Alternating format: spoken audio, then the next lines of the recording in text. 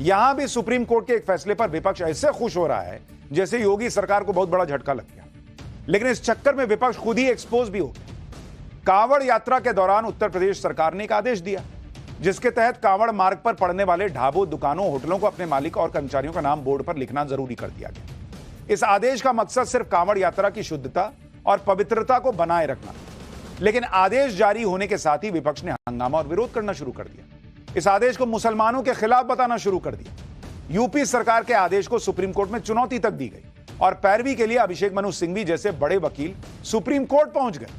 सुनवाई के बाद सुप्रीम कोर्ट ने फैसले पर अंतरिम रोक लगाई है। नेम प्लेट लगाने के आदेश पर अंतरिम रोक लगी है और आगे इस पर सुनवाई होगी। यानी अभी परमानेंट रोक नहीं है, फैसले को गलत बता दिया, ऐसा भी कुछ नहीं हुआ, लेकिन विपक्ष ऐसे दिखा रहा है जैसे योगी सरकार ने कितना बड़ा अत्याचार किया और कोर्ट ने इसको रोक दिया। जबकि यही विपक्ष जब सत्ता में था तो तुष्टीकरण के लिए क्या क्या करता था वो आज आपको याद दिलाऊंगा, आप हैरान रह जाएंगे सुनकर। लेकिन योगी सरकार के इस आदेश पर आज सुप्रीम कोर्ट में सुनवाई के दौरान क्या हुआ, पहले वो जान लीजिए।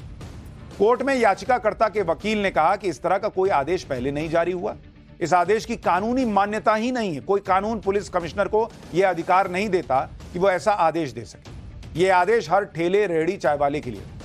फिर अभिषेक मनु सिंघवी ने कहा कि यहां सबसे जरूरी एक बड़ा मुद्दा है, आप किसी रेस्टोरेंट में यह देखकर जाते हैं कि वहां क्या मिल रहा है, ना कि वहां कौन खाना बना और परोस रहा है। हमारे संविधान में ऐसे गणतंत्र की कल्पना नहीं।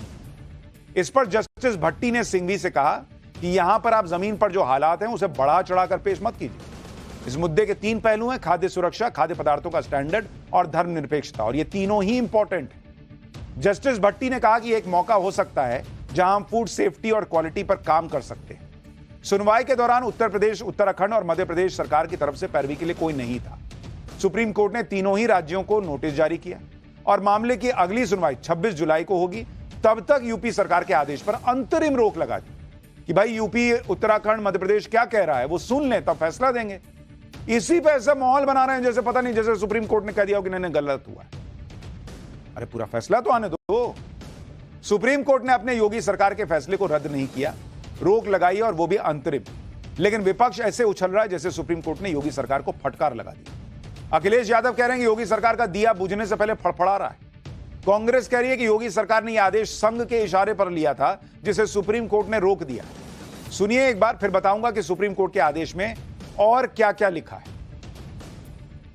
सरकार का आचरण है, उसी समय मैंने कहा था कि सुप्रीम कोर्ट स्वयं इस बात को संज्ञान में ले और ऐसे कार्रवाई को रोके। इससे दिया बुझने से पहले फड़फड़ाता है। जो सांप्रदायिक राजनीति खत्म हुई है, ये सांप्रदायिक राजनीति का दिया फड़फड़ा रहा है, इसलिए फैसला ले रहे हैं।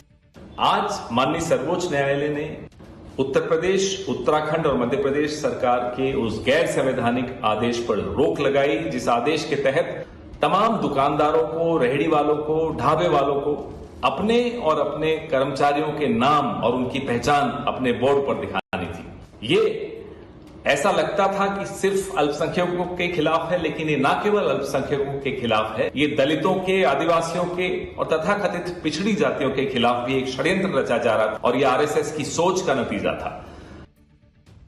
ये तो सुप्रीम कोर्ट में हुई सुनवाई की बड़ी बातें आपको बताई और जो रिएक्शन आया वो बताया। लेकिन सुप्रीम कोर्ट ने अपने लिखित आदेश में क्या कहा, आपको यह भी जानना चाहिए। सुप्रीम कोर्ट ने लिखित आदेश में कहा कि अधिकारी यह सुनिश्चित कर सकते हैं कि कांवड़ियों को शाकाहारी भोजन मिले और सफाई का स्टैंडर्ड भी कायम रहे। संबंधित विभाग इसके लिए फूड सेफ्टी स्टैंडर्ड एक्ट 2006 और स्ट्रीट वेंडर एक्ट 2014 के तहत आदेश भी जारी कर सकता है। ढाबा, रेस्टोरेंट, ठेले वाले कांवड़ियों को यह बता सकते हैं कि वो कैसा भोजन बेच रहे हैं, वो शाकाहारी है या नहीं, ये बता सकते हैं। लेकिन दुकान मालिकों या कर्मचारियों के नाम और पहचान उजागर करने के लिए बाध्य नहीं कर सकते। सुनवाई के दौरान जस्टिस एसवी भट्टी ने अपना उदाहरण देते हुए बताया कि केरल के एक शहर में 2 प्रसिद्ध शाकाहारी रेस्टोरेंट हैं, एक हिंदू का, एक मुसलमान का। और उन्होंने कहा कि मैं व्यक्तिगत रूप से मुसलमान के रेस्टोरेंट में जाना पसंद करता था क्योंकि वहां सफाई अधिक नजर आती। यानी जज ने साफ कर दिया कि ऐसा नहीं कि पता चल जाएगा कि भाई मुसलमान का रेस्टोरेंट तो कोई जाएगा ही नहीं। सुप्रीम कोर्ट के आदेश से साफ है कि ढाबों, रेस्टोरेंट और ठेले वालों को यह बताना होगा कि जो भोजन वो दे रहे हैं वो कैसा है, शाकाहारी है या शुद्ध, और शुद्ध है या नहीं। एक बार ओवैसी साहब को भी सुन लीजिए। फिर बताऊंगा कि सुप्रीम कोर्ट ने जिस food safety and standard act का जिक्र किया उसमें ऐसा क्या है जो विपक्ष छुपा रहा है। देखिए, सुप्रीम कोर्ट ने फ्राइडे तक रोक लगाई है और वो स्टेट्स को बता रहा है। हम शुरू से कह रहे थे ये जो जिस तरफ से जो डायरेक्टिव इशू हुआ थे अनकॉन्स्टिट्यूशनल, ये आर्टिकल 70 का वायलेशन है, अनटचेबिलिटी प्रमोट करता है, डिस्क्रिमिनेटरी है सिर्फ मुसलमानों के लिए, आर्टिकल 15 का वायलेशन है। अब कई लोग सोशल मीडिया से लेकर हर जगह पूछ रहे हैं कि जब मुसलमान हलाल सर्टिफाइड प्रोडक्ट्स इस्तेमाल करता है तब डिस्क्रिमिनेटरी नहीं होता, तब भेदभाव नहीं होता, तब दूसरों का विरोध नहीं होता।